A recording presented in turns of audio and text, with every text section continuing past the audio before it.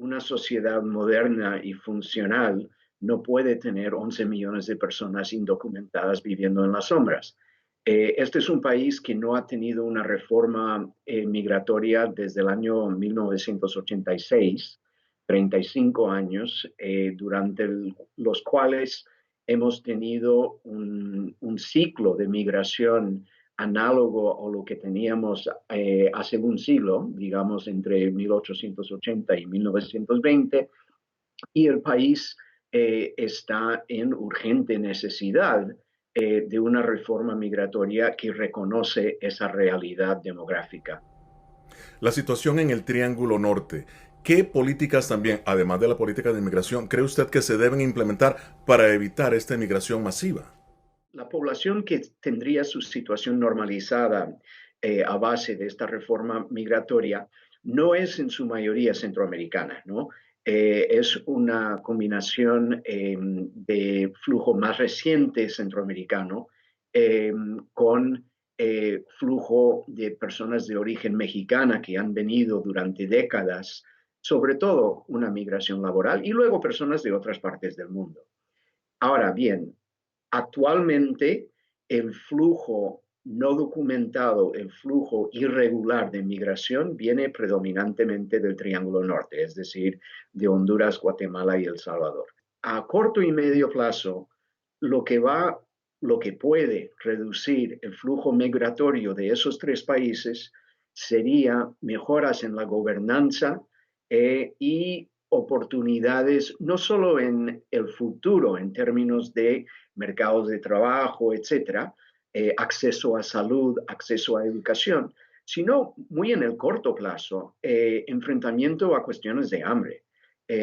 Y sobre todo con el cambio climático y el impacto que está teniendo sobre el agro en Centroamérica y la pandemia y las consecuencias que está teniendo en términos de las mínimas condiciones de bienestar, va a seguir habiendo una presión fuerte desde Centroamérica, donde millones de personas están experimentando situaciones de enorme urgencia, ¿no?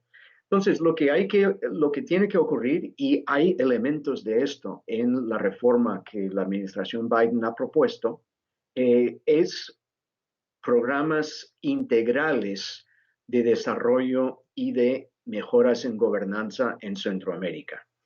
Y yo creo que hablando de 4.000 millones de inversión en esos temas, comparado con 1.000 millones cuando Biden estuvo de vicepresidente durante la administración Obama, es un avance, pero yo confieso que no tengo claro si ha habido una reconceptualización integral de lo que tendría que ocurrir para que estas sociedades no siguiesen expulsando a su población. Cuba, Venezuela, Nicaragua. En realidad le espera una situación difícil al presidente Joe Biden. ¿Usted cree que esta política pragmática de él debe ir de la mano con sanciones también como lo hizo su antecesor, el expresidente Donald Trump? La respuesta de la administración Biden con respecto a esos tres países no va a tener su contexto en el tema migratorio. Más bien tienen que ver con qué tipo de relación va a tener Estados Unidos con países latinoamericanos que carecen de sistemas democráticos de gobernanza, ¿no? Y yo creo que lo que hemos visto a lo largo ya de más de 60 años es que intentando estrangular a la economía cubana no es una fórmula para acabar con la revolución cubana. Con respecto a Venezuela, yo creo que la clave va a ser si Estados Unidos, bajo esta administración, logra coordinar con otros países, sobre todo europeos y algunos latinoamericanos, en el Grupo de Lima y el Grupo de Contacto, para buscar catalizar negociaciones entre la dictadura de Maduro y la oposición plural que incluye, pero que no se limite a Juan Guaidó. El proyecto Guaidó ya se ha acabado. y el tema de si Estados Unidos puede em, em, girar su política para reconocer la realidad actual de ese país, indeseable que puede ser esa realidad, es la realidad de que hay que buscar formas de negociar con la dictadura.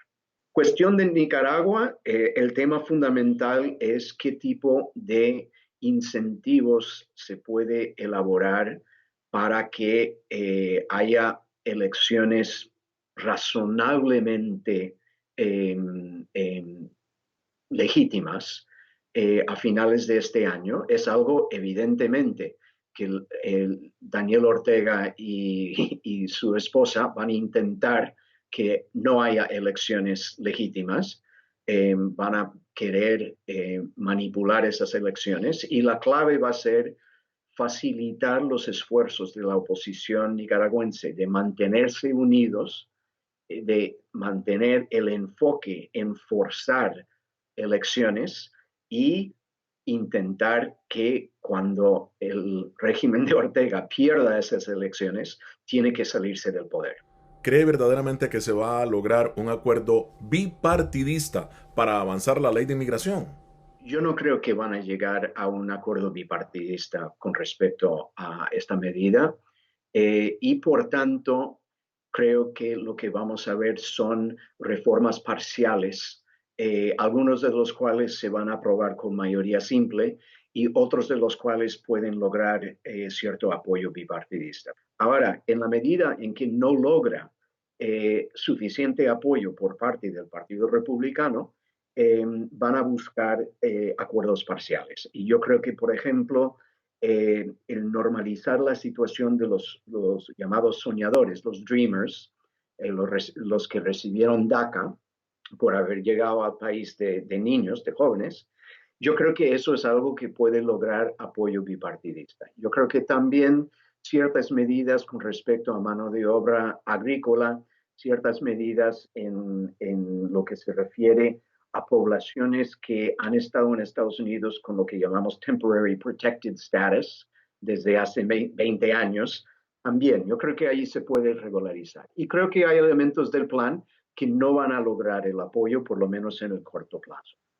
Ahora bien, con respecto a la segunda parte de su pregunta, yo creo que no cabe duda que más importante a largo plazo para América Latina y para la naturaleza de las relaciones entre Estados Unidos y América Latina es la cuestión de la recuperación post-pandemia y del enfrentamiento común y multilateral a problemas duraderos como es cambio climático, como es el tema de productividad y relacionado con productividad, la capacidad de América Latina de generar trabajos, empleos de calidad para su población. Esos son temas mucho más importantes que el tema de cómo se va a normalizar la situación migratoria de una población de origen principalmente mexicana y centroamericana en términos de América Latina, ¿no? Para América Latina y Estados Unidos lo clave es estas cuestiones de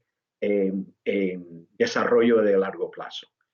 Ahora, hay que acordarse de que mientras Estados Unidos marca esta semana la triste momento de registrar 500,000 muertos por coronavirus, América Latina ya va a 650. Esto ha sido una crisis de escala difícil de articular. Estamos con niveles de pobreza de hace 15 años, estamos con niveles de producción de las economías de hace 15 años. Esto ha sido un golpe a las perspectivas para el futuro en América Latina incalculable, ¿no? Y es esencial que tanto los gobiernos de América Latina como la comunidad internacional eh, en la cual Estados Unidos es un participante clave, que responden a esta crisis con una respuesta ambiciosa que refleja lo enorme de esta crisis histórica que está afectando a América Latina.